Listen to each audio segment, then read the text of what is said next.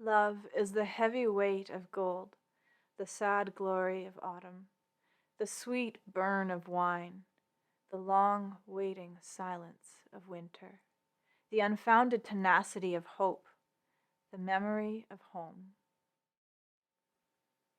Need. I am insatiable. I am Scylla. I swallow whole, devour, and hunger still. I will consume the earth and be empty. So give me the body and the blood, and I will drink my fill. I don't want to say too much about these poems. I like some ambiguity in poetry. I think it allows it to speak more broadly. So I'll just mostly leave these to your interpretation.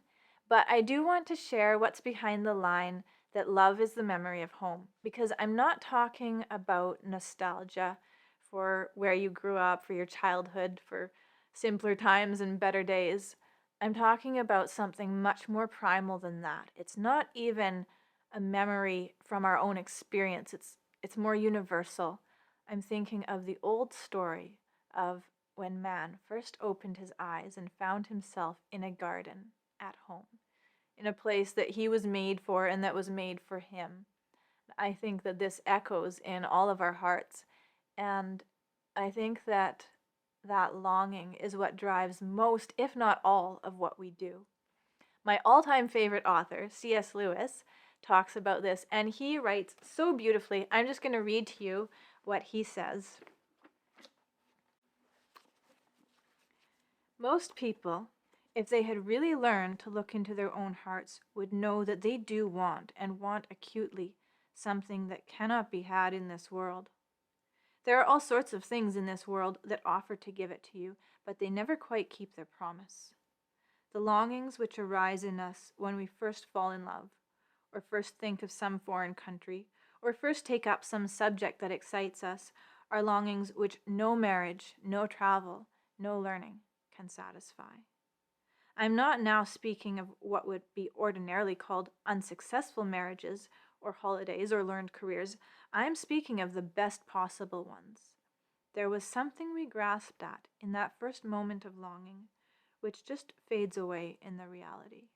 I think everyone knows what I mean.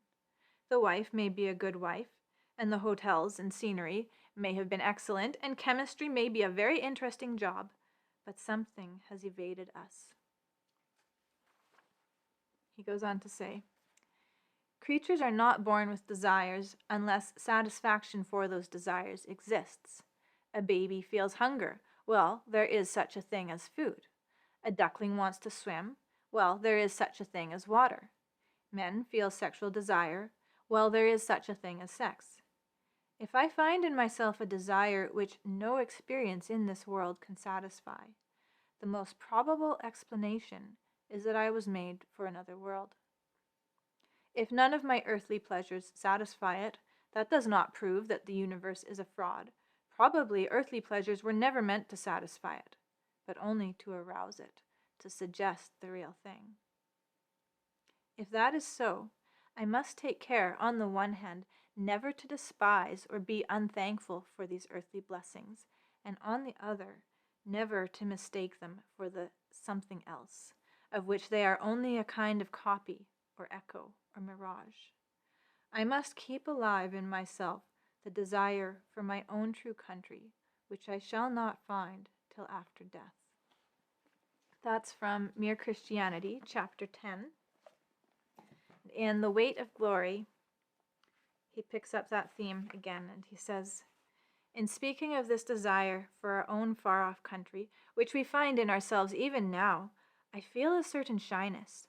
I am almost committing an indecency. I am trying to rip open the inconsolable secret in each one of you, the secret which hurts so much that you take your revenge on it by calling it names like nostalgia and romanticism and adolescence. The secret also which pierces with such sweetness that when, in very intimate conversation, the mention of it becomes imminent, we grow awkward and affect to laugh at ourselves. The secret we cannot hide and cannot tell, though we desire to do both. We cannot tell it because it is a desire for something that has never actually appeared in our experience. We cannot hide it, because our experience is constantly suggesting it, and we betray ourselves like lovers at the mention of a name. Our commonest expedient is to call it beauty, and behave as if that had settled the matter. Wordsworth's expedient was to identify it with certain moments in his own past. But all this is a cheat. If Wordsworth had gone back to those moments in the past, he would not have found the thing itself, but only the reminder of it. What he remembered would turn out to be itself a remembering. The books or the music in which we thought the beauty was located will betray us if we trust to them. It was not in them, it only came through them. And what came through them was longing. These things, the beauty, the memory of our own past, are good images of what we really desire, but if they are mistaken for the thing itself, they turn into dumb idols, breaking the hearts of their worshippers. For they are not the thing itself. They are only the scent of a flower we have not found, the echo of a tune we have not heard, news from a country we have never yet visited. The memory of home.